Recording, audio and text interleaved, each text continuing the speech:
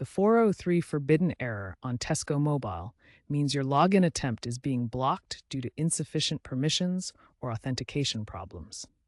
This isn't necessarily a system-wide outage, but it does prevent you from accessing your account. The most common causes include expired login sessions, incorrect username or password, device and network restrictions like IP whitelisting, or outdated app versions. Tesco Mobile implemented enhanced security in 2025, so this error is more common than before. We'll show you how to troubleshoot these issues to get back into your account.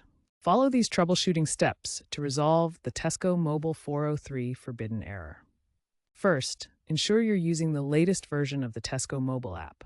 Update it via the App Store. Clear the app's cache and data in your phone settings, as outdated files can cause permission conflicts. Restart your device. Ensure your login credentials are correct. Try resetting your password if needed. If using a VPN, temporarily disable it. Try accessing your account through a web browser in incognito mode. If problems persist, contact Tesco Mobile customer support for personalized assistance. Remember to have your account details ready and screenshots of the error.